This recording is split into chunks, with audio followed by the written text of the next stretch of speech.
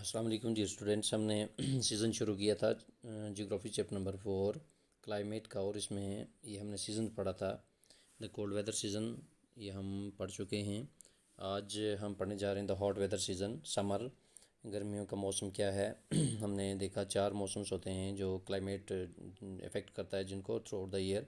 ये एक इस तरह से साइकिल जो है ये क्लाइमेटिक कंडीशन की वजह से मौसमों का तब्दील होना और किस तरह से इसका क्लाइमेट पर क्या असरात रहते हैं। तो आज हम पढ़ेंगे द हॉट वेदर सीज़न कहते हैं due to the apparent northward movement of the सन।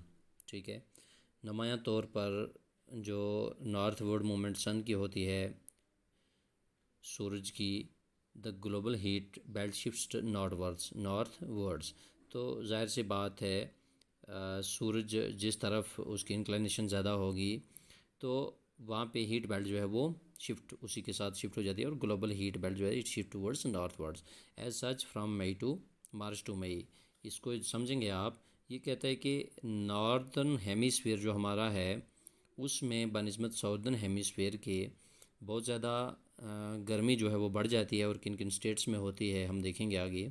और ये वजह क्या है, the global heat belt shifts northwards के due to the apparent northward movement of the sun. सूरज का नुमायां तौर पर, या हम इसको कहेंगे क्लियरली अपेरेंट हो गया, रिवील टू द माइंड और the senses or judgment clearly. ठीक है, नुमायां तौर पर जो सूरज का मूवमेंट है उसकी वजह से ये जो ग्लोबल बेल्ट ऑफ हीट है इट शिफ्ट टूवर्ड नॉर्थ। ठीक है, as such from May March to May. और हम देखते हैं कि नॉर्दर्न हेमिसफेयर पे मार्च से लेकर मई तक it is hot weather season. तो ये गर्मियों का एहसास होता है और मौसम जो है गर्म हो जाता है। कहाँ पे? In India. ठीक है, the influence of the shifting of the heat belt can be seen clearly from temperature recordings taken during March to May at different latitudes। और इसके तासुरात जो होते हैं, इन्फ्लुएंस जो होता है इस हीट बेल्ट शिफ्टिंग की वजह से, जो तमाज़त जो है वो बढ़ जाती है जब गर्मी का मौसम फ्राम मई टू जून, जब ये हो जाता है तो इसके शिफ्ट होने की वजह it can be clearly seen clearly from temperature recordings. तो हम मौसम के दर्जे हरारत से जो टेम्परेचर होता है, दर्जा हरारत गर्मी का जो बढ़ने का सबब होता है, उससे हम ये जान सकते हैं कि वजह क्या है। और ये it taken during March to May at different latitudes. In March देखें the highest temperature is about 38 degree Celsius recorded on the Deccan plateau. Deccan plateau में हम देखेंगे तो हाईएस्ट टेम्परेचर जो होता है मार्च में वो 38 डिग्री सेल्सियस पहुंच जाता है। और इन अप्रैल temperature in Gujarat and Madhya Pradesh हम देखेंगे, अगर गुजरात और मध्य प्रदेश में जो वेस्टर्न टूवर्ड द वेस्ट है, तो इसमें हम देखेंगे जो टेम्परेचर है वो इन दोनों स्टेट्स में कितना हो जाता है, अराउंड 42 डिग्री सेल्सियस। कितना हो जाता है यहाँ पे?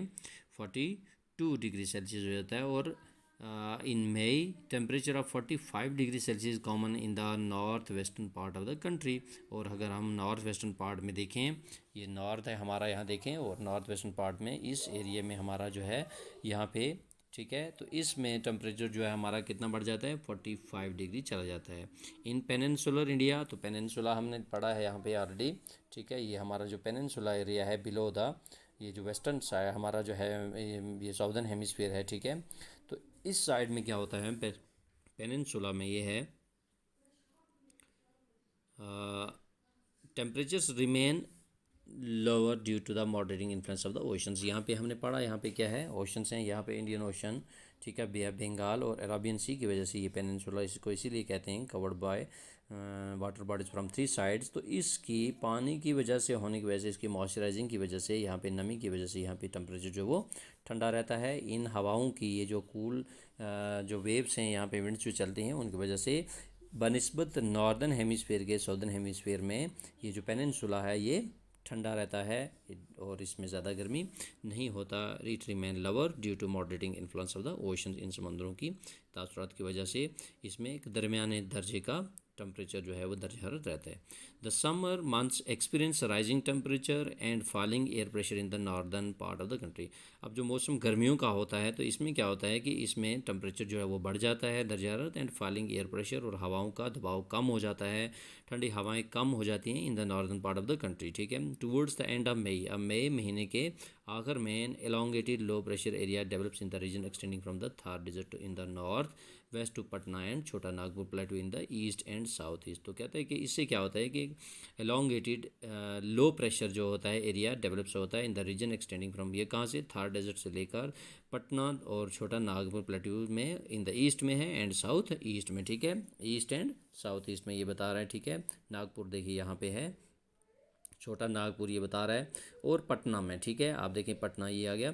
तो इन इलाकों में क्या होता है, from east to north east में यहाँ पे जो है वो एयर प्रेशर जो है ये कम रहता है। ठीक है, low air pressure area develops in the regions, और circulation of air begins to set in around this trough. तो इस इलाके में क्या होता है, इन जगहों पे हवा की जो सर्कुलेशन है वो of air begins to set in around this trough. A striking feature of the hot weather season is the loo. अब आप देखें कि इन इलाकों में इसके बाद जो हमारा ये ट्रॉपिक ऑफ कैंसर के इन दरमियाने ये जो बीच वाले इलाके हमारे, ना तो ज़्यादा साउदर्न मोस्ट टिप में, नॉर्दर्न मोस्ट टिप में, और ना साउदर्न मोस्ट टिप में, तो ये जो बीच वाले, ठीक है, अंदर वाले जो इलाके हैं इनमें बहुत ज़्यादा गर्मी के तासुरात। और इन स्टेट्स में क्या होता है कि एक स्ट्राइकिंग फीचर जो है हॉट वेदर का वो होता है, that is called loo. These are, loo क्या है, हॉट विंड। ठीक है, these are strong gusty hot dry winds blowing during the day over the north and north western India. ये कहाँ पे चलती हैं, नॉर्दर्न साइड में और नॉर्थ वेस्ट इंडिया में। ये जो ज़्यादातर ये हवाएं, इनको हम क्या कहते हैं, these are strong gusty hot dry winds. ठीक है, ये बाहर गर्म, ज़्यादा तपश वाली, एमजिश वाली, और बहुत ज़्यादा तमाज़त वाली गर्म ये हवाएं होती हैं, इनको जो लू कहते हैं हम जिसको। Sometimes they even continue until late in the, और कभी कभार ये शाम देर तक भी चलते रहते हैं। Direct exposure to these winds may even prove to be fatal. ठीक है, direct exposure to these winds may even prove to be, और अगर इन हवाओं में बाहर कोई एक्सपोजर हमें निकलना हो, या इनमें, ठीक है, बाहर जाना हो, या इन हवाओं का जो तासुरात वो एंड क्या निकलेगा इनमें, तो it may even prove to be fatal, ये मौत की जो है वो हद तक भी ले जा सकती हैं, ये इस तरह कारआमद और साबित हो सकती हैं, क्योंकि इतनी ख़तरनाक होती हैं कि इनमें डायरेक्ट एक्सपोजर जो है दैट इज़ नॉट पॉसिबल। ठीक है, इसमें आप खुलेआम बाहर नहीं जा सकते, इन हवाओं का सामना नहीं कर सकते। Dust storms are very common during the month of May in the northern India. लेकिन इसके साथ साथ क्या होता है कि डस्ट स्टॉर्म जो होते हैं, ठीक है, रेत के जो तूफ़ान आते हैं, हवाएं चलती हैं बहुत ज़्यादा, और उनका अपने साथ रेत को उड़ा के लेती हैं, तो ये कॉमन है इस महीने में। कब, during the month of May in northern India. These storms bring temporary relief as they lower the temperature and may bright light rain and cool. और इनके साथ साथ इनके आने का ये फ़ायदा है कि जब ये हवाएं गर्म चलती हैं, लू चल रही होती है, तो इन डस्ट स्टॉर्म की वजह से क्या होता है, टेम्परेचर में थोड़ा रिलीफ आता है, इसमें थोड़ा सा इंसान को क्या रिलीफ मिलता है। And they lower the temperature, और दर्जा हरारत कम हो जाता है, एंड में ब्रिंग लाइट एंड, और साथ में हल्की सी बारिश और कूल ब्रीज, ठंडी हवाएं जो हैं ब्रीज वो लाती हैं, नरम नरम हवाएं नसीम जिसको हम कहते हैं। This is also the season for localise thunder storms, और ये मौसम होता है जिसमें क्या होता है, थंडर स्टॉर्म होता है, एसोसिएटेड विद वायलेंट विंड्स होती हैं, टोरेंशियल डाउनपोर्स होते हैं, ऑफन एक्कम्पनीड बाय हेल, और इनके साथ साथ ओले भी पड़ते हैं। In West Bengal these storms are known as the Kal Baisakhi, इसको कहते हैं, क्या बोलते हैं। Toward the closure of the summer season pre monsoon showers are common, especially in Kerala and Karnataka में क्या होता है, जब ये समर सीज़न ख़त्म होने वाला होता है तो प्री मानसून शावर जो है वो हो जाते हैं। ठीक है, उनका एक फुहार होती है, मानसून जो होते हैं कमली, स्पेशली इन केरला और कर्नाटका में सबसे पहले इनका आना होता है, जिसकी वजह they help in the early ripening of mangoes, और इनमें ये मदद क्या करते हैं कि फ्रूट राइपनिंग में, आम जो है वहाँ पे जल्दी पक जाते हैं, and often refer to as mango showers, और इसको हम क्या कहते हैं, मैंगो शावर्स कहते हैं। यहाँ तक आज पढ़ेंगे हमने ये देखा क्या, the hot weather season summer, और इसकी क्या तासुरात हमारे यहाँ पे इन इलाकों में जो है, हमने नागपुर देखा, भोपाल है, लखनऊ है, जो भी हमारे ये सेंट्रल, ठीक है, एरिया है हमारा हिंदुस्तान का, ना तो ज़्यादा नॉर्दर्न मोस्ट टिप और ना साउदर्न मोस्ट कोस्ट पे। तो बीच वाले जो हमारे ये जो स्टेट्स हैं इनमें बहुत ज़्यादा इसके तासुरात रहते हैं, और इनकी हवाओं के चलने से टेम्परेचर कहीं कहीं पे 42 डिग्री सेल्सियस पहुंच जाता है। अब मध्य प्रदेश की बात करते हैं और गुजरात की, और मई में जो महीना गुजरा अभी उसमें 45 डिग्री सेल्सियस कहाँ पे चल जाता है, north western part of the country, north western part of the country, इन इलाकों में, ठीक है, ये कितना चला जाता है 45 डिग्री सेल्सियस। और इसकी वजह से वहाँ पे हवाएं चलती हैं जिनको हम लू कहते हैं, और these are very gusty, hot, dry winds, and direct exposure is not possible to these, direct exposure to these wind may even, और अगर आप इनमें खुले तौर पर आप बाहर जाएंगे बिना किसी इंतज़ाम के इन हवाओं का सामना करने, तो it may even prove to be fatal, और ये मौत का सबब भी बन सकती हैं, इतनी ख़तरनाक हवाएं होती हैं, ठीक है। लू से कितने लोग मर जाते हैं हिंदुस्तान में। तो ये हॉट वेदर सीज़न या समर हमने पढ़ा, उम्मीद है आपको ये समझ